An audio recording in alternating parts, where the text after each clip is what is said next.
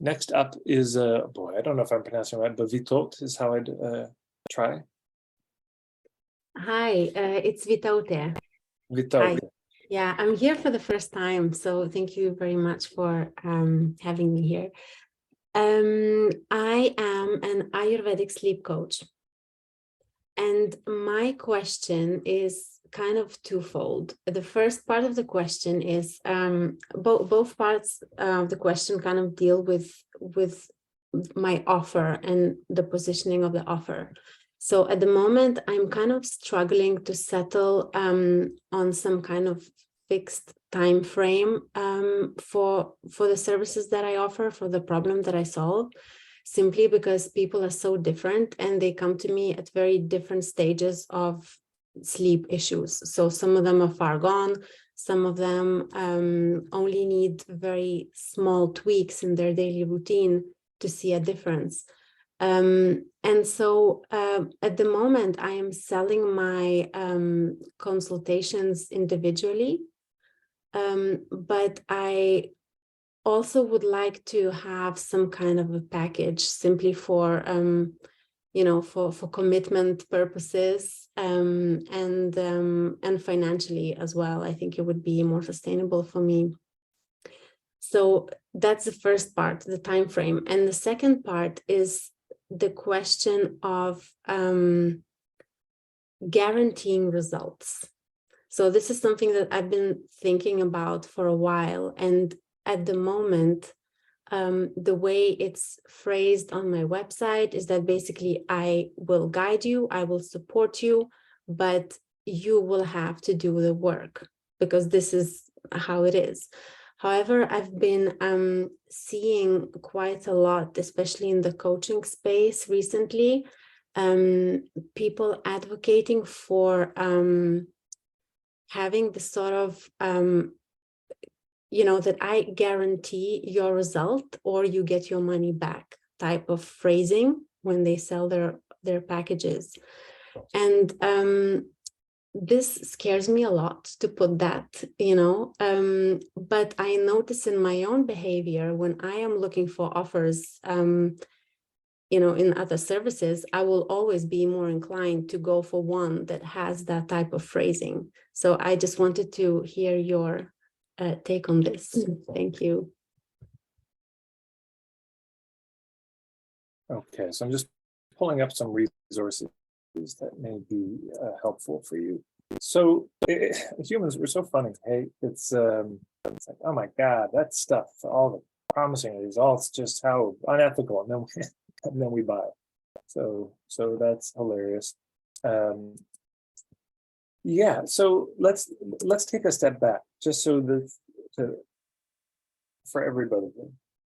If you have a service anyways, right? But even if you have a product, there's a guarantee on the product you could make or not make.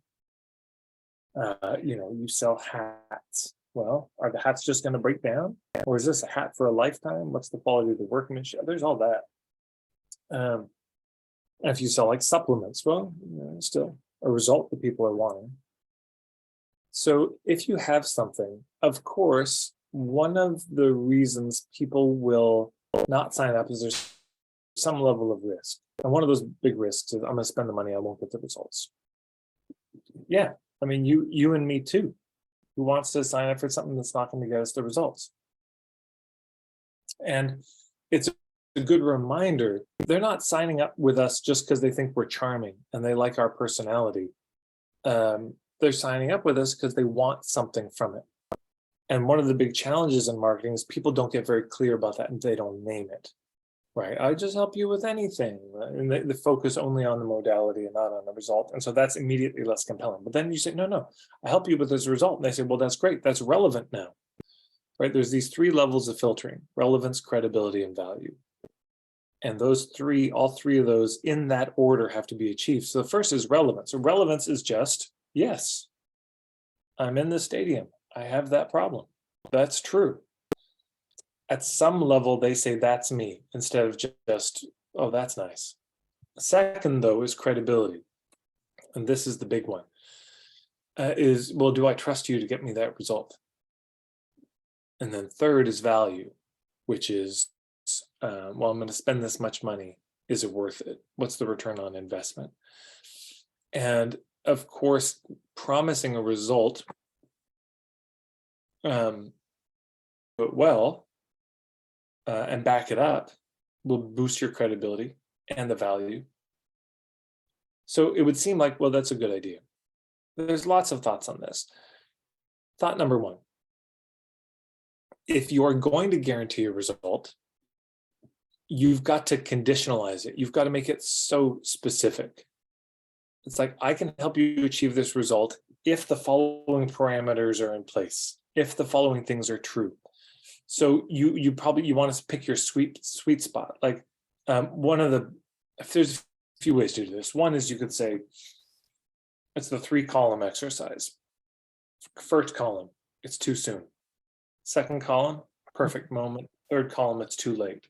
So you can start to define, when is it too soon for people to really benefit from you? Or when is it too late? Like, hey, you need something else beyond an Ayurvedic sleep coach at this point. You need deep therapy or trauma work or something. Too late. But then there's a sweet spot where it's like, if you're in this moment in your life, these types of symptoms, that's who I can help. But also, as you're saying, we've got to define, here's my side of the bargain, but here's your side of the bargain. And it's like, as long as you're in this moment and you're willing to do these things, I feel fairly confident guaranteeing a result. But if those things aren't true, the guarantee is off. That's the deal. So if you're going to guarantee, you just want to get so hyper specific about it, where it's like, who are the people I can hit home runs for? Who are the people I just know I can help? And you only offer the guarantee to those people.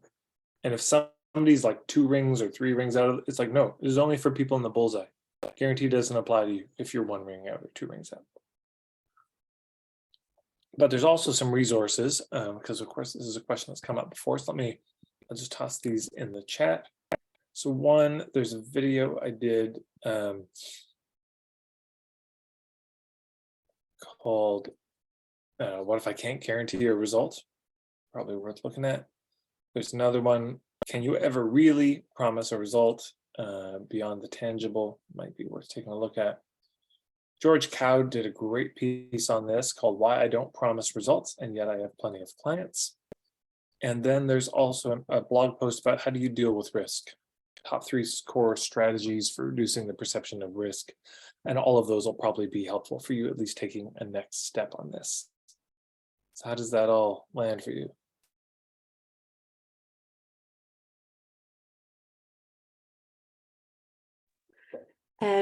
Yeah, thanks. So when you say that I would only guarantee the result for a very well-defined group of people, how would I exteriorize it? Like, how would I put it in my sales page? Just like naming basically the kind of people that I want to work with. Yeah, it's like, here's the guarantee, but here's who it's for. Let me just be very clear. And so, again, you can just say, look, here's my side of the bargain. This is what I'm bringing to the table, but here's what you need to bring to the table, and be very specific. It's not just you're willing to do the work. You're willing to spend at least 30 minutes a day doing some work. You're willing to commit to going to bed at a certain time following your circadian rhythm. You're willing to read this material or watch these videos before our first session. You're willing to give up drinking caffeine after this. Like, you could just put some of the things there, like, or you could more broadly say you're willing to make some very significant lifestyle changes that probably won't be comfortable. Mm-hmm. You're willing to, for a short period of time, do whatever the fuck I say and comply with my dictates, like, for a month. Mm-hmm. You know, and you could even just, here's the protocol, basically, in broad strokes that we're going to have to, depending what dosha you are, we're going to have to tweak it. But broadly, this is it. And if this is no way, go away. Come back when you're serious and you're ready to do it, or when this feels like it's in alignment. So yes, I would be very specific about it. If you're going to guarantee, I mean, God, this is your money on the line. You're at risk too. Certainly there's a risk for them, but you do that. Now there's a risk for you. So you want to mitigate it on both sides, lower the risk for them without taking on so much, right? Because there's all these variables that you can't control. So you want to control them as much as possible, or define them as much as possible. Mm-hmm. Yeah. Does that help? Yeah, definitely. Thank you. And if you had any thoughts about the whole time frame thing of the offer. It's the same.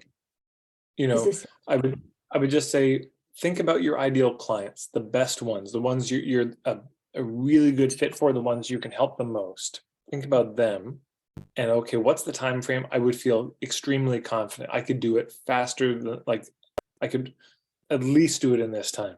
I can probably do it faster, and then you name that time frame.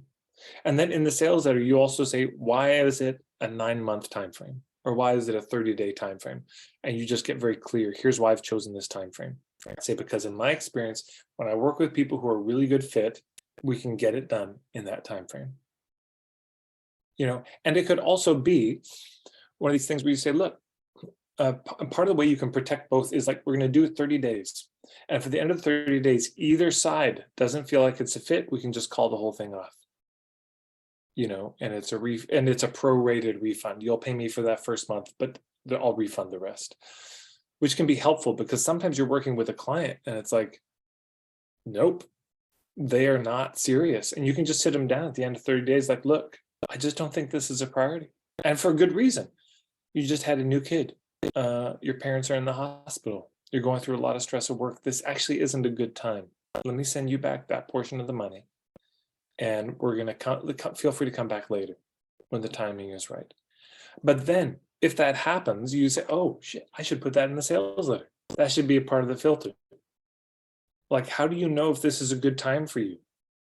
Like, if the following things, if you are in the process of moving, if you've just had a child, if, your parents are in the hospital, if you're dealing with an extreme illness, it's probably not a good time for you to do this. So come back later. People are so grateful when we do this. Yeah. Okay.